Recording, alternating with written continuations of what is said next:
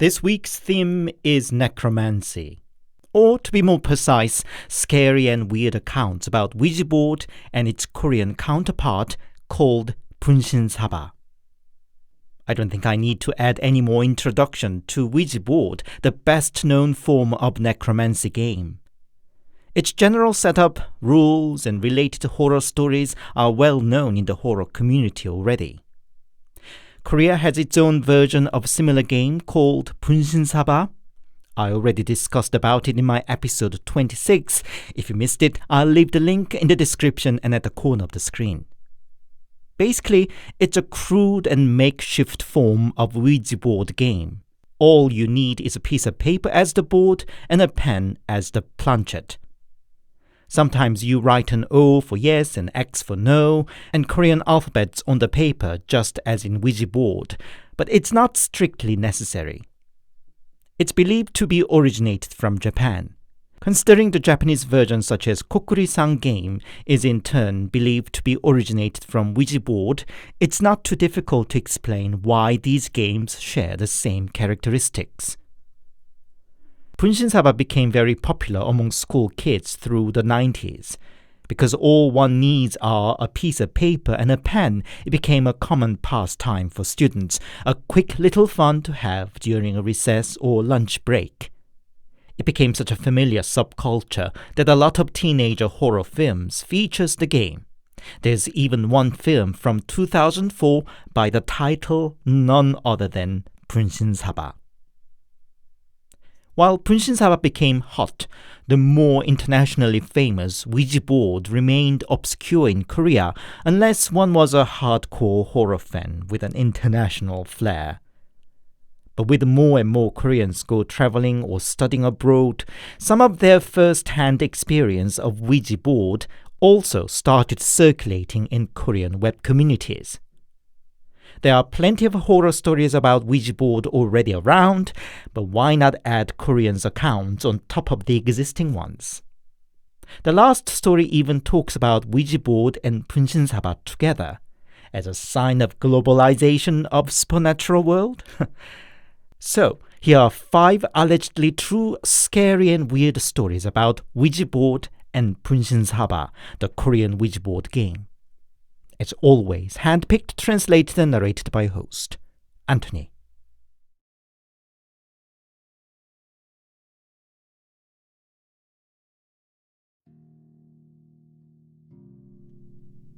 My name is Cheolsu, not real name. When I was a teenager, it was very popular to play Bunshinsaba at school. I too was hooked, and sometimes I played it by myself. That night, time was passing 3, and I was still up playing Bunshinsaba in my room. It worked out quite well that night, and my hand moved by itself to answer my questions. But then it stopped responding to my questions and wrote down the same sentence again and again. No umbrella, Cheolsu. No umbrella, Cheolsu. In the end, I asked, "Do you mean you don't have an umbrella?" And my hand moved to mark a big O, almost overriding the size of the paper I used. I've never experienced such an intense reaction from this game before that I just dropped the pen at that stage. Yet I got curious and went out to the garden. The sky was clear with a full moon. I saw no sign of rain. Still, just in case, I picked up the best umbrella I had and hid it under the pile of woods at one corner of the garden. Following morning, what woke me up was a loud thunder. Rain was pouring down outside. I jumped up and went out to check on the umbrella I left under the pile of wood, and it was gone.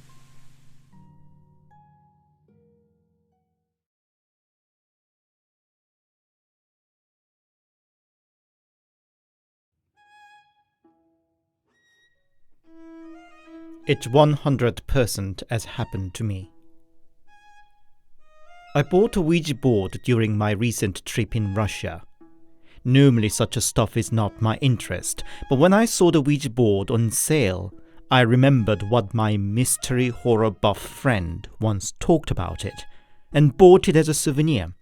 You can't find it easily in Korea.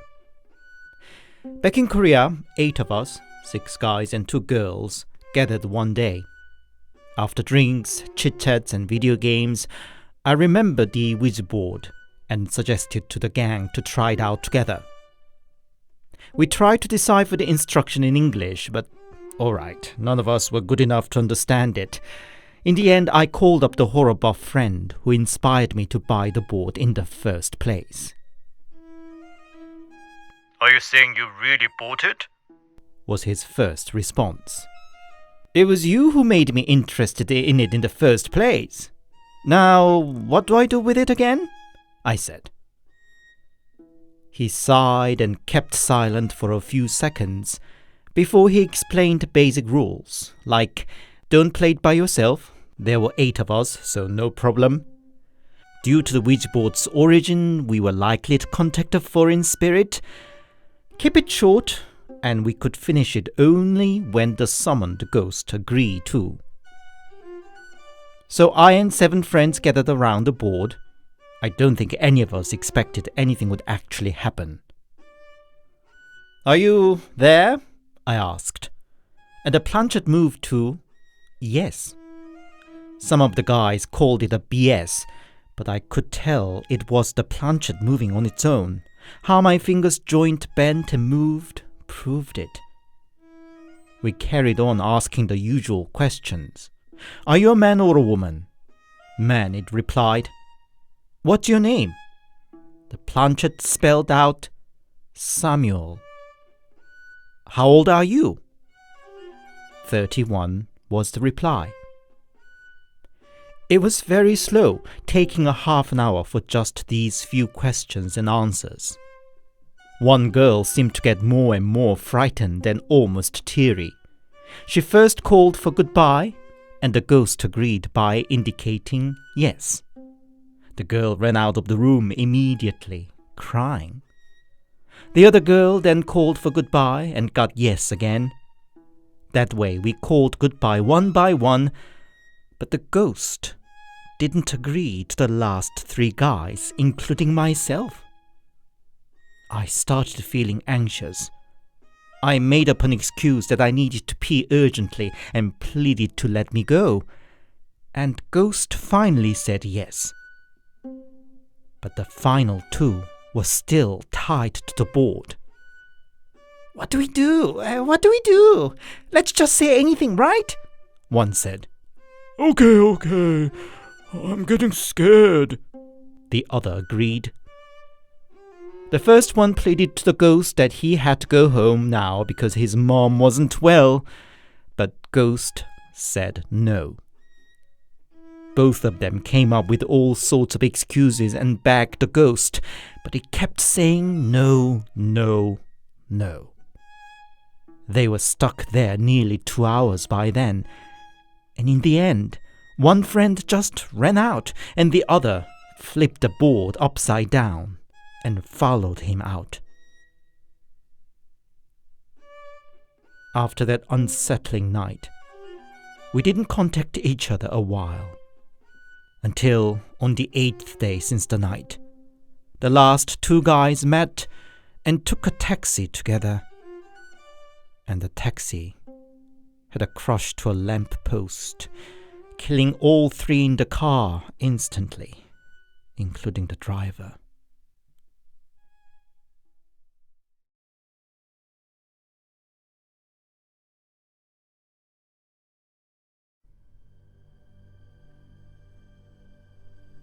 Back in 1995, I was a middle school student. It was the high time that Bunshinsaba game was mighty popular among teenagers. One day, I and my friend were at it again as soon as the lunchtime began. After the usual setup of paper, a pen, and a chant, I called out, "Is anybody there?" And the pen circled an O. We tried Bunshinsaba many times by then, but it was the first time we got so precise a response so quickly. How old are you? I asked, and it wrote 42. What are you doing here? Was the next question, but it didn't respond. When did you die? I asked, and this time it wrote 20. You mean 20 days ago?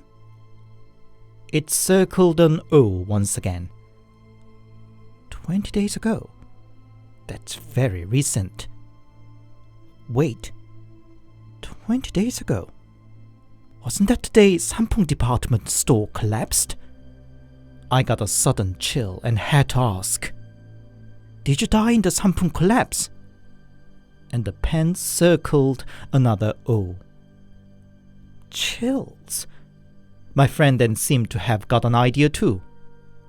Does your child attend this school? He said, and it circled another O. What's her name? Kim Hyun-jung. It was wonky like a preschool child's handwriting, but still clear enough to read it. Kim Hyun-jung? Oh, there's a girl by the name in class 7. My friend said. Indeed, there was, even though we were not friends. Then the classmate behind us heard a name and responded that she knew Kim Hyun-jung well, that they used to be in the same class the previous year. Now she joined us and asked questions. On which floor is Hyun-jung's flat? It wrote 3. Well, indeed. Could this thing be true, really? The mate seemed still skeptical. But I didn't hear her mom's dead. Okay, next question. Where does Hyun-jung's grandma live? It wrote home. And where is that home? Mate said, and it wrote my home. I knew it. Her grandma lives in Jeju Island. I told you it's all false, Mate said. By now there were quite a few mates watching our Bunshinsaba game. Then one of them said she would bring Hyun-jung in and it would become all clear. Meanwhile, the mate carried on asking the ghost, is there anything new or changed in the household? And it spelled out fridge. What is the make of it? And it said Samsung. Kim Hyun-jung was then dragged in, looking half confused and half amused. The mate asked Hyun-jung, Hey Hyun-jung, your grandma is in Jeju Island, isn't she? She's with us at the moment, actually, Hyun-jung said. The mate got silent with a shock.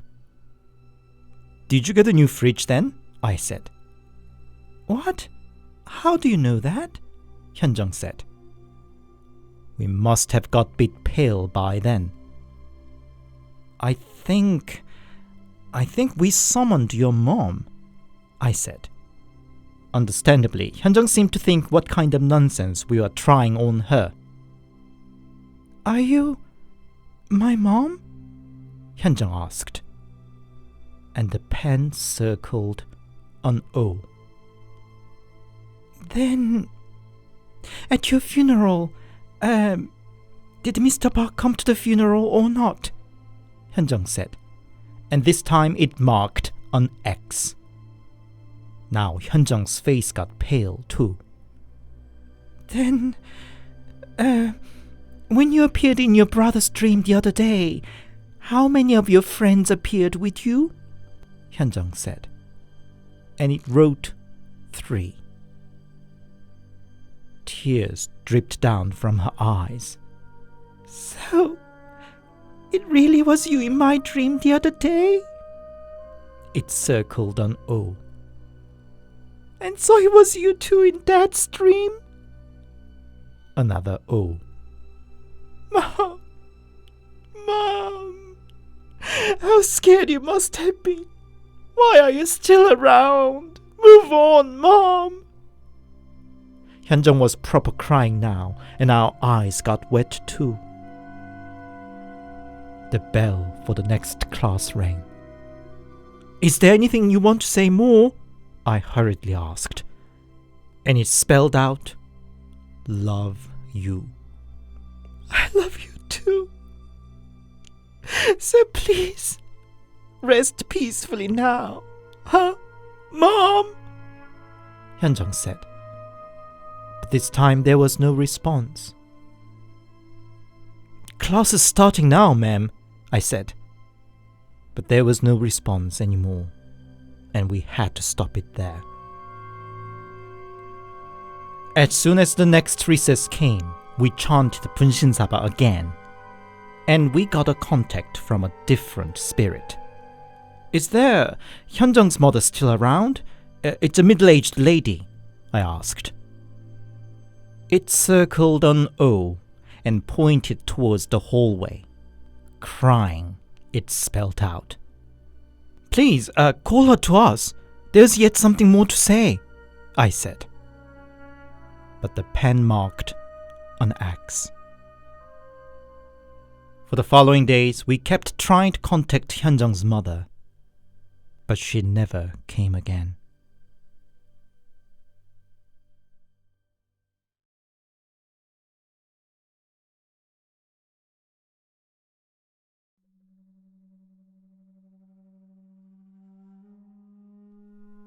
I don't know if it's still the case, but when I was a uni student, Ulwangri Beach on the west coast was a popular destination among youngsters who were looking to have a budget summer holiday. I too was once there with my uni colleagues, and this is what happened then.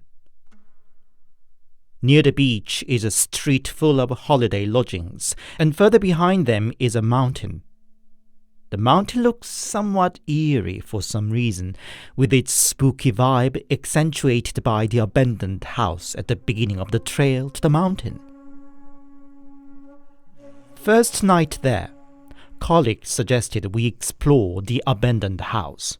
I happened to be the first to lead, holding the torch, and my God, the thick layers of cobwebs everywhere. It seemed nobody ever came around the place. We settled down in the biggest room there and started playing Bunshinsaba. We belonged to the generation when Bunshinsaba game was popular in our teens, and we were all familiar with it. But it was different that night. The response was immediate and intense, unlike on any other occasions. When we asked, "Are you there?" the pen making a circle was almost violent enough to rip through the paper. Even the usually skeptical ones got excited, and we carried on asking questions. "Are you a male?" The pen circled on O. "How old are you?" 20, it said. Then a colleague asked, Whom do you dislike the most among us? The pen moved to the direction of one girl. She was a tomboy, and we teased her that even a ghost found her unattractive. "Why do you dislike her? Does she remind of somebody you hated?" another asked. And the pen circled on O with a passion. Then, even before we asked any further, the pen moved to point out alphabets to form a sentence. I wanted to live. I wanted to live? I think by this point we realized it wasn't all fun and game. In Bunshinsaba game, it was rare that such a clear sentence is spelled out. "Did you die of an accident?" we asked, and the pen indicated X.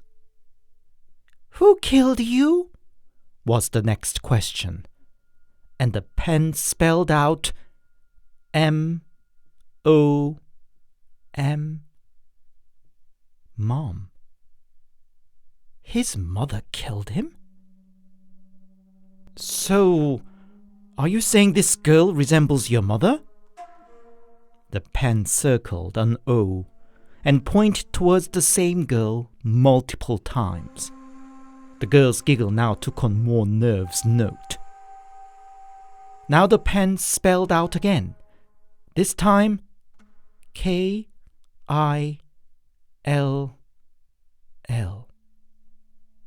Kill? Kill whom? Her? We wanted to change the subject and suggested play the mind reading instead. Basically, one of us would think of a number in her mind, and the ghost should guess which number it was. It was a common repertoire in Bunshinsaba game, but I myself had never seen it working as accurately as that night. Not just single digits, but also doubles. But as soon as there was a moment of a silence, the pen once again moved towards the same girl. When the pen moved right up to her feet, well past the paper, we all dropped the pen with a panic. The girl herself seemed almost teary, and we all panicked too. Naturally, that was the end of the game. I still wonder, though, what the story of the ghost was. Killed by his own mother? And still held so much grudge that he wanted to kill my colleague just because she resembled his mother.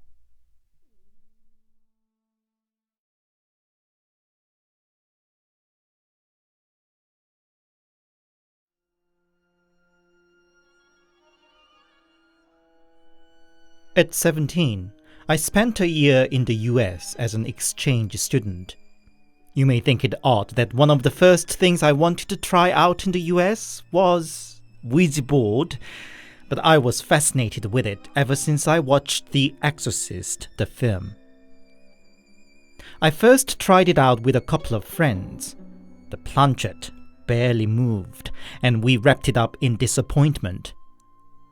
Following day, I talked about it to other mates, and some of them said they wanted to try too, and ended up 7 of us gathering after school.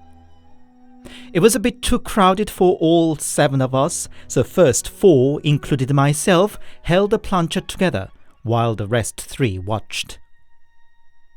This time, the planchette moved. The 7 teenagers in the room got all excited, some accusing each other that they were moving the planchette, some claiming it was all just a BS. But when I shushed them down and asked, "Are you there?" the planchette decisively moved to yes.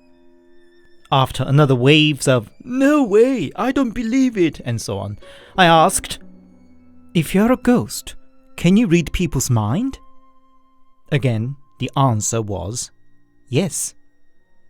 I then suggested, "I think most of guys here are still skeptical. Why don't we play a game to prove your presence then? Each of us will think of a number and you can tell us which number it is." And the ghost guessed the correct number every time. Now, we all got proper excited, and each started asking all sorts of things as if we came to have our fortune told. I don't remember exactly what the questions and answers were, but in my case, the ghost predicted I would get married in 7 years. That way, we communicated with the ghost for over an hour, and we even felt we became kind of friends with the ghost. But when we finally said goodbye, the ghost refused. We didn't know much about Ouija board, but we did know that we must not end the game unless the ghost summoned also agreed. If one did, it could lead to possession or fatal consequences or something. We still didn't think the ghost we'd been having so much fun for the past 1 hour could be really malicious. One of the 4 around the board said, "You know, I don't live here and have to go back before too late. I could perhaps stay a bit longer, but not too long. Is that okay?" And the ghost said, "Yes."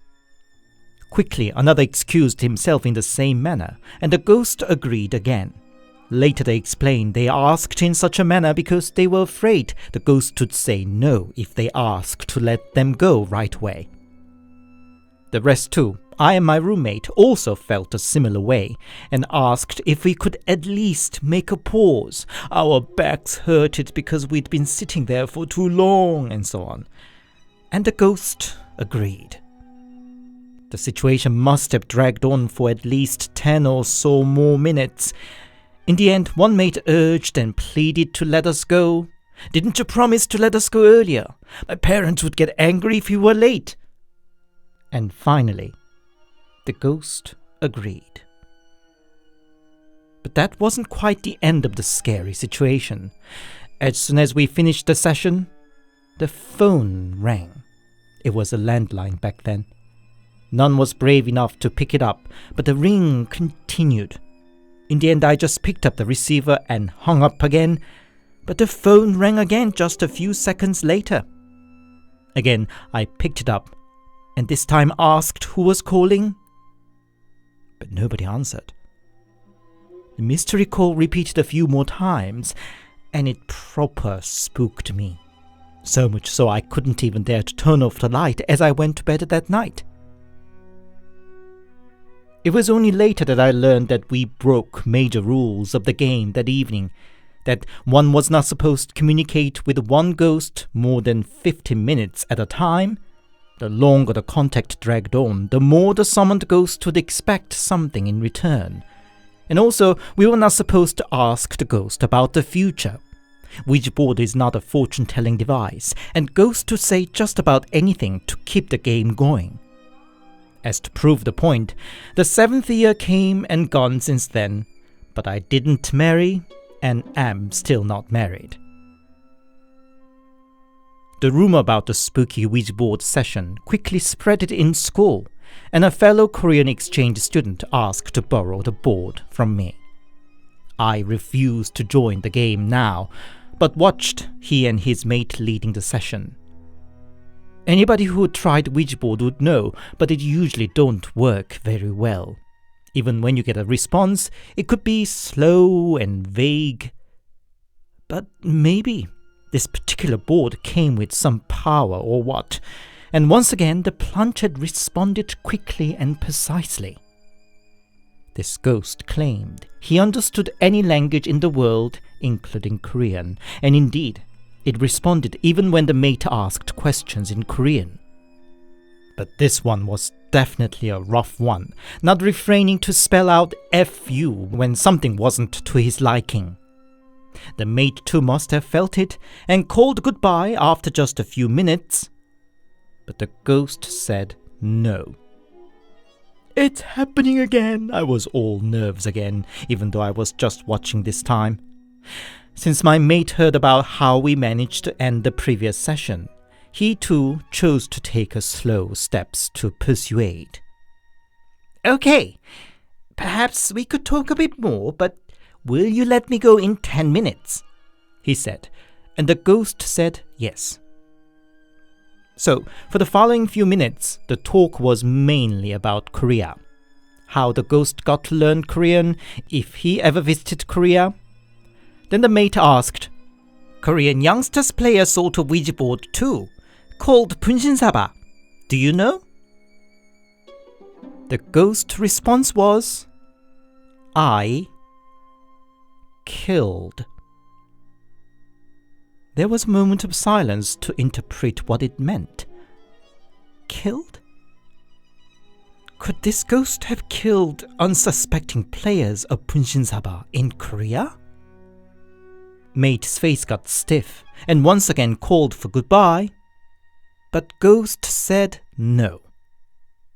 "But you promised to let me go when 10 minutes is up," Mate protested. But the planchette spelled out, "Shut up." It took him another 5 minutes to argue and plead with the ghost to finish the session. And thank God, they finally got yes from it before 15 minutes was up. It goes without saying I never attempted another Ouija board or even Bunshinsaba session ever since. For me, there are no casual games. There are still plenty of mysteries.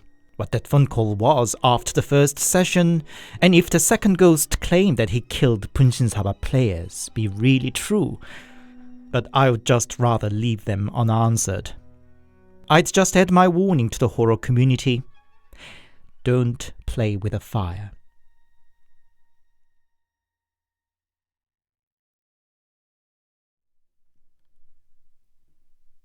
Hi, it's Anthony here, and thank you very much for listening. I hope you enjoyed today's stories. Have you ever tried Ouija board or any other such a game in the similar vein? I went to school mostly in the 90s, but because I was always a bit of an outsider, that I never participated in one. Having read all these horror accounts about the game, maybe I should be thankful that I didn't have a chance then. After all, it's best to leave unfamiliar territory to the professionals. If you enjoyed my work, please leave it a like and a comment, and please consider subscribing to my channel if you haven't yet. Whether you are particularly interested in Korean culture, or a fan of horror and mystery in general, or even a sort of anthropology of spirituality, my channel has something for you. If you'd support me more directly, I have a Buy Me a Coffee account, as well as Super Thanks option here on YouTube for a small donation. Thank you. Until next Sunday, stay safe and take care.